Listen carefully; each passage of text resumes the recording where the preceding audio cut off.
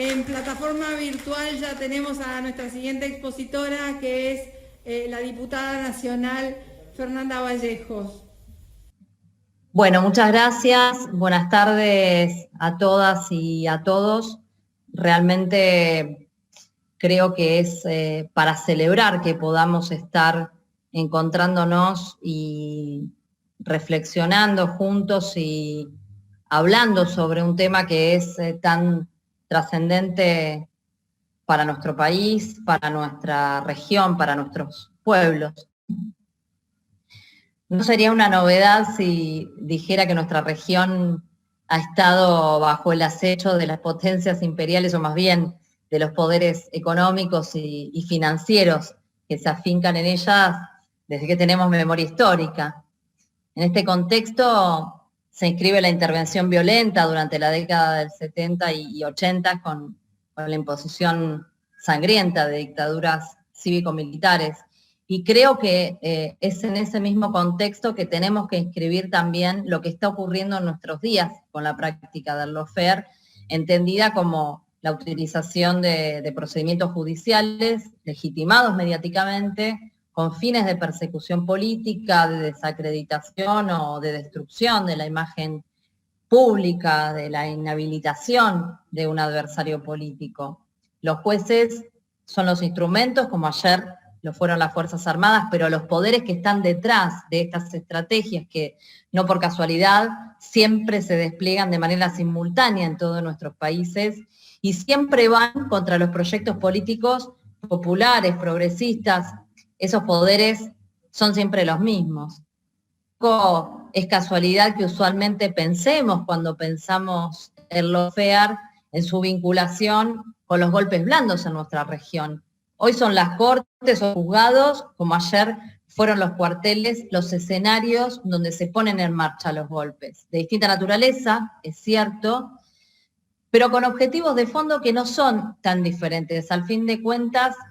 siempre se trata de lo mismo, que es impedir la consolidación y avance de proyectos emancipatorios en nuestros países que permitan a nuestros pueblos decidir sobre nuestros destinos y nuestras riquezas y garantizar, ¿no?, el sostenimiento de un sistema de relaciones asimétrico que nos mantenga en el lugar de la dependencia y de la subordinación, que es lo que le garantiza al poder económico y financiero internacional seguir apropiándose de la renta de los países periféricos, ya no solo por el canal comercial más tradicional, sino también por el financiero propio del estadio neoliberal. Y disponer también de nuestros recursos naturales estratégicos, claramente en disputa, como identificó el general Perón hace ya muchas décadas atrás, y mucho más en nuestra realidad actual, hackeada por la insostenibilidad misma del sistema. Para esto se valen de la reinterpretación de las leyes, forzando nuestros plexos legales a decir lo que el poder quiere que digan.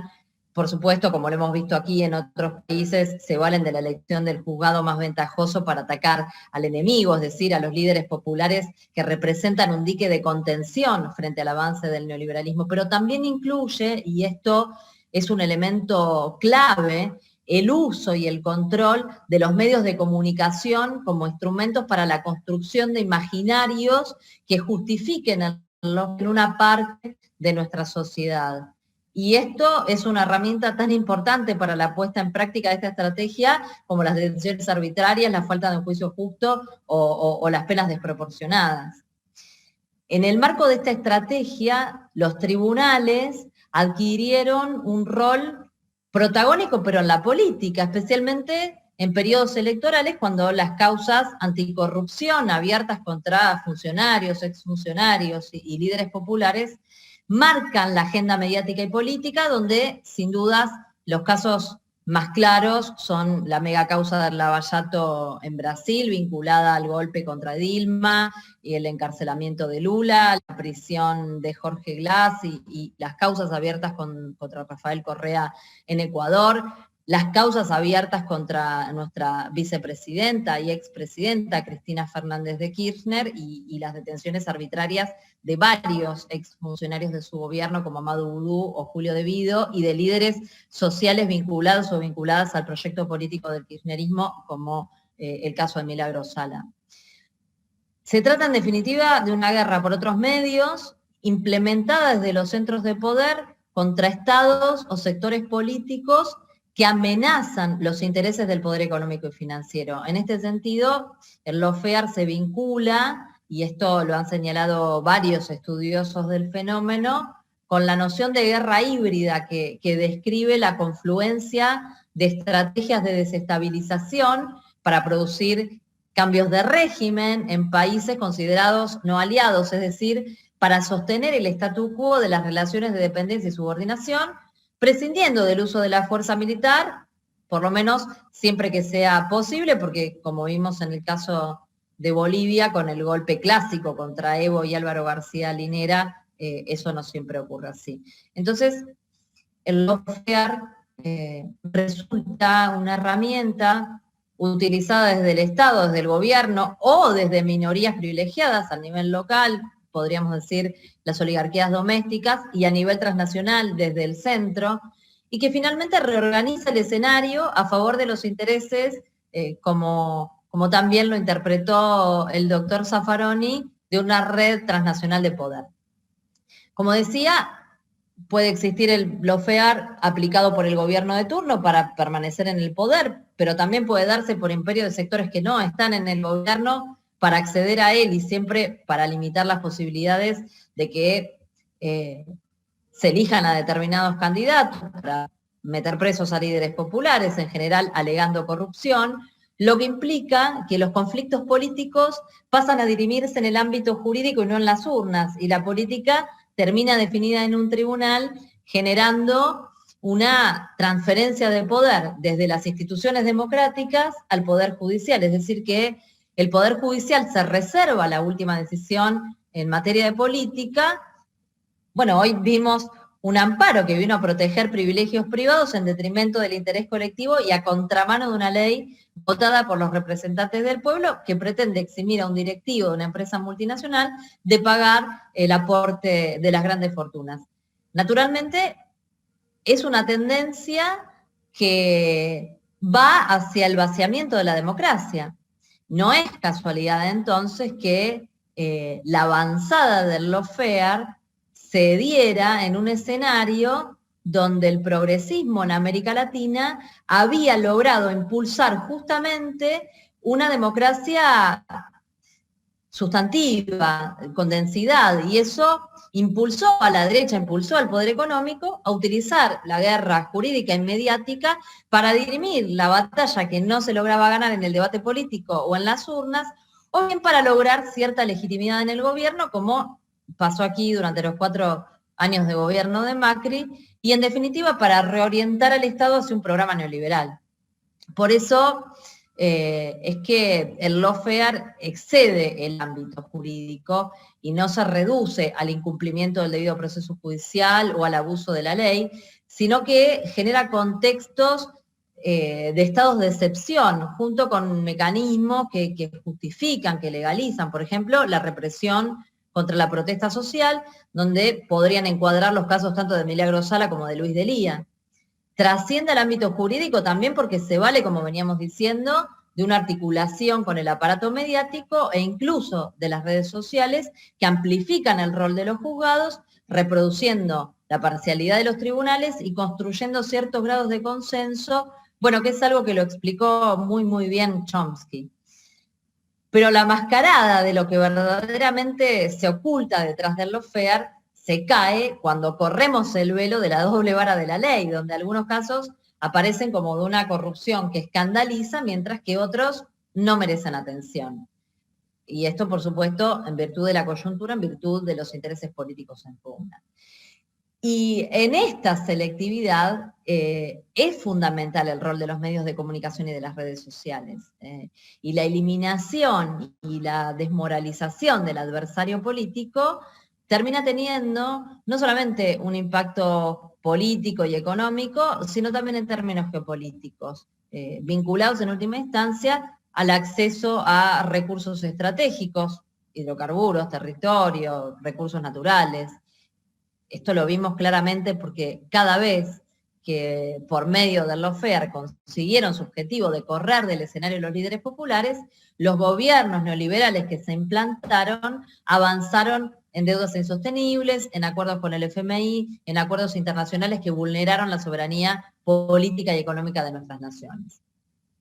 En el contexto económico y geopolítico de América Latina, creo que es importante el vínculo del lawfare con el modo en que el Estado norteamericano extiende su jurisdicción, no solo en esta región, sino a nivel global, porque los conflictos y tensiones políticas en territorios fuera de los Estados Unidos, con claros intereses geopolíticos de fondo, intentan ser dirimidos por varias vías, pero la que predomina es la vía legal o jurídica. Las sanciones económicas a Irán y a Venezuela, el bloqueo económico a Cuba, bueno, son implementadas legalmente por el gobierno de Estados Unidos. La denuncia contra Odebrecht sí tuvo una enorme presencia en los medios a nivel internacional, fue justamente porque fue demandada por el Departamento de Justicia de los Estados Unidos. Los fondos buitres, que es un caso que nos toca de cerca como forma de especulación y presión política durante el gobierno de Cristina, también son habilitados e impuestos por jueces y tribunales estadounidenses cuya jurisdicción es de tal alcance que puede incluso provocar la quiebra de un Estado.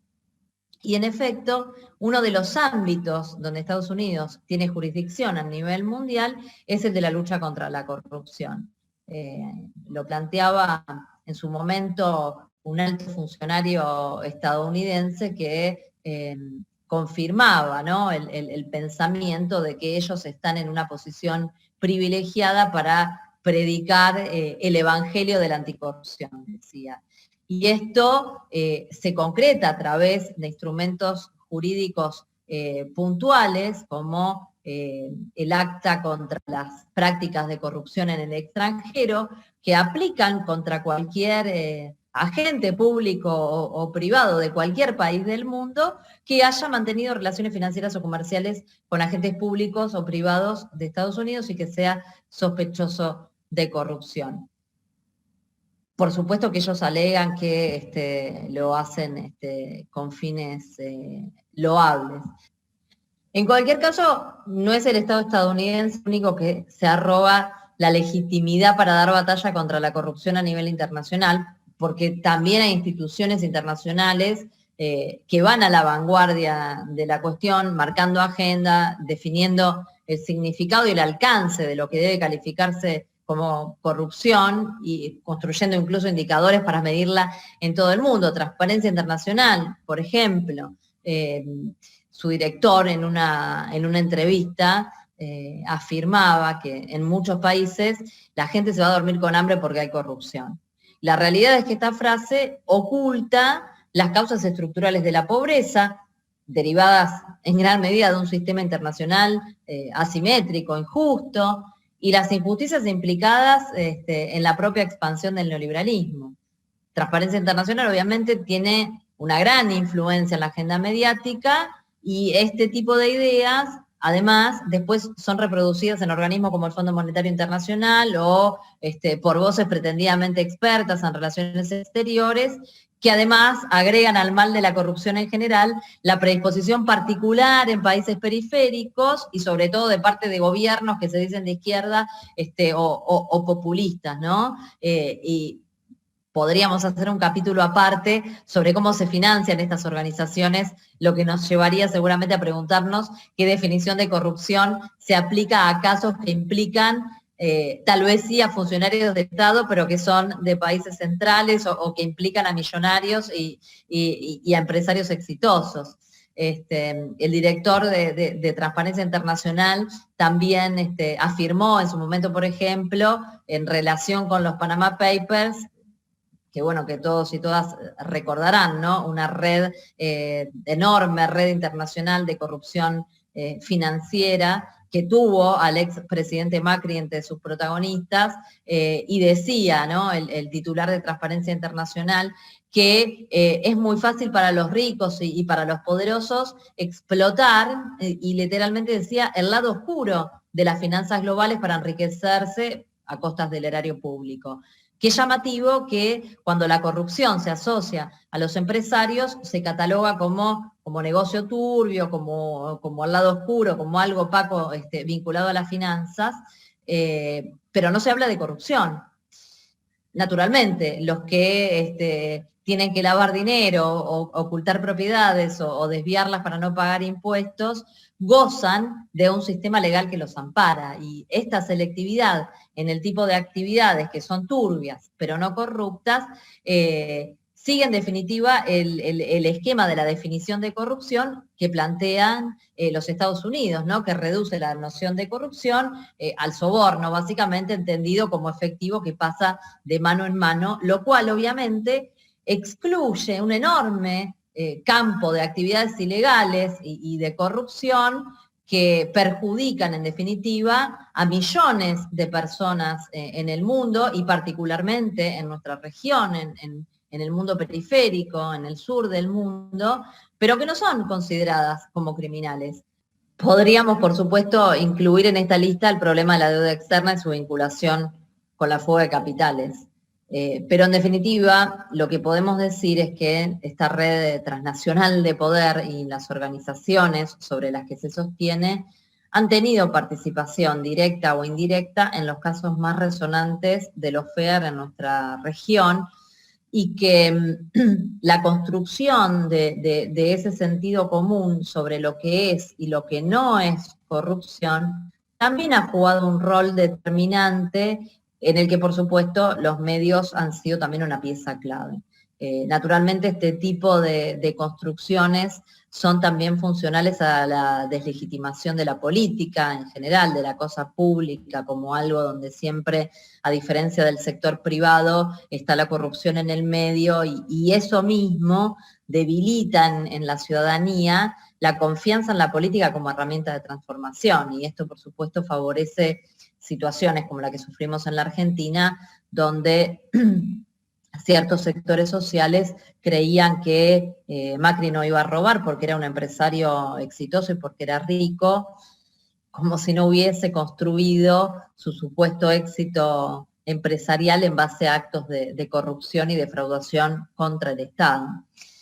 En definitiva, el lawfare es la guerra por otros medios para garantizar la libertad de los mercados y la naturalización de un sistema internacional injusto. El lawfare en América Latina es la guerra contra la política nacional, popular, democrática, progresista, por la vía judicial. Pero estamos acá, tenemos los ojos bien abiertos y las convicciones intactas. Y estamos dando la pelea. Y si nos mantenemos unidos y unidas a nuestro pueblo, vamos a derrotar el lawfare. Muchas gracias.